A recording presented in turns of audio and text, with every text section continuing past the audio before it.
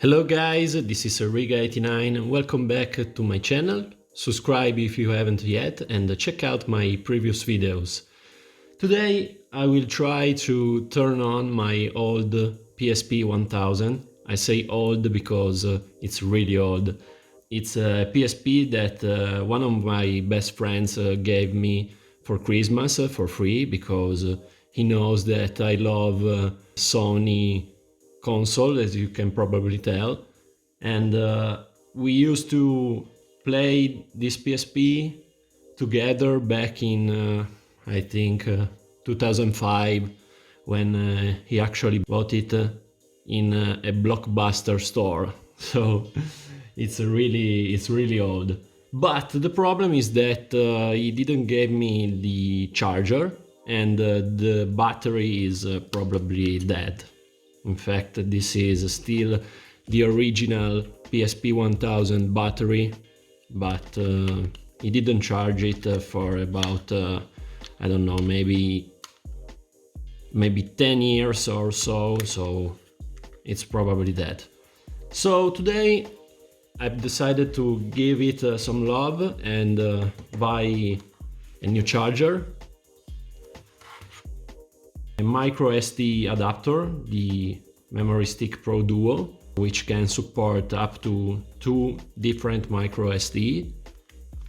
A MicroSD from Kingston, so it's not a completely unknown SD card like the Chinese ones you can find on Amazon or on eBay. It's a 64 gigabytes and a new battery for the PSP 1000. So I'm pretty used to use my PSP Go, so I don't know. I will see how it goes with the biggest size of the PSP 1000 because I was used to only use my PSP Go and my PS Vita more recently. First of all, let's check out the charger because I really want to see if the battery charges or not. All these things comes from Amazon, and the charger was $8.50, the adapter $6, the microSD was $10, and the battery, I think it was the most expensive one, I think $15 or so. Let's open the charger.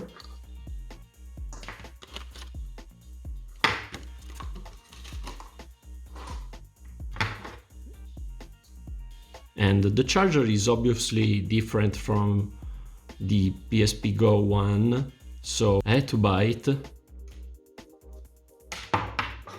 But it's not an expensive charger. $8.50 is pretty reasonable. And I have the charging port here in the table, so we can see if it does charge or not. And yes, the power indicator is on. I don't know if you can see. Yes. So let's try to turn on the console and see if it does turn on or not. Oh wow! It's on, guys, and it even has the pink wallpaper. I don't know if you can see it. Is in full brightness. The screen is not so bright, so I don't know if you can see, but we are in the main menu. And the question now is if I unplug the charger, will it stay on or not? Let's try. No. And I don't know if the problem is that it does need a little more charge, or I don't know. I think I will change the battery, and that's it. So let's try the new one. This is probably the most Chinese battery I've ever seen on internet, but is it's one of the last batteries for the PSP, because Sony, I don't think they still make the batteries for the PSP 1000.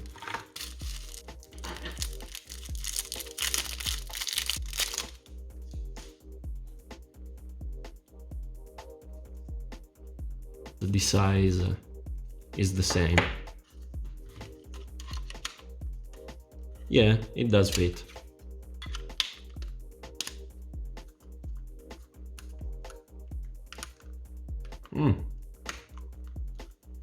Yeah, it's pretty good. Let's see if it has some charging. Yes, the power indicator is on and the console turned on.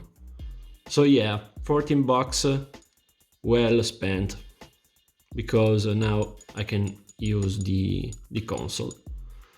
And it's good because I think this console has a 4GB original PSP card, memory stick Pro Duo. In fact, this is a 4GB card, but in 4GB you can fit, I think, probably 2 or 3 games, AAA games for the PSP, maybe 5 if you have some small games. So since I have an hard disk here, which is full of PSP games, I think I have 200 gigabytes of PSP games. And by the way, if you wanna know how I got all these games for free, I will link up here the tutorial I've made. And you obviously need a modded PSP. And I have a tutorial for that too. So check out in the corner and in the comment section, so you can modify your PSP too and get all the games you want for free. You just need a PC basically. So this is the adapter, which is identical in size from the original memory stick Pro Duo. And let's open up the MicroSD from Kingston. Kingston is, I think it's pretty good. And for $10, it's a deal. Okay. Yeah, let's try with the adapter. It fits perfectly. I will come back to you after I've modified the PSP, so we can check out some game. And I'm back after modding the PSP 1000 with my own video, because I really didn't remember anything. So if you wanna mod your PSP too, be sure to check out my tutorial in the comment section. And the nice thing about modding the PSP is obviously playing games for free, but you can use other useful plugins like this one to increase the steps of the brightness for the screen. So it has 7 steps instead of the normal 4, and it's a little bit brighter compared to the stock levels of brightness. And you can choose a theme, obviously. This one is, I think, a sort of PS3 inspired theme with this smooth animation when scrolling through the cross-media bar. And as you can see, I removed some unused icons like the sign-in for the PlayStation Network and the extra section with a comic book app, which is not supported anymore. I'm really happy with the mod and with this PSP 1000. I've noticed that the compartment for the battery is not perfectly closed, and I think I will need to work on that a little bit. But besides this, it's full of games. The downside of having a micro SD instead of an internal memory like the PSP Go is that it's much slower. In fact, if I go to the game section, which I've copied I think more than 50 games for PSP and 7 or 6 games for the PS1. It does take a while to open, but it's not a big deal. And at this point I think I will buy another 64 gigabytes MicroSD and insert it into the other slot of the adapter to get 120 gigabytes. These are some PS1 games, and these two apps are to manage the content of the internal memory without using a PC. So pretty useful stuff. Okay guys, let me know what you think in the comment section. Please subscribe to my channel and check out my previous videos for gameplays and tutorials about modding PSPs and PS Vita.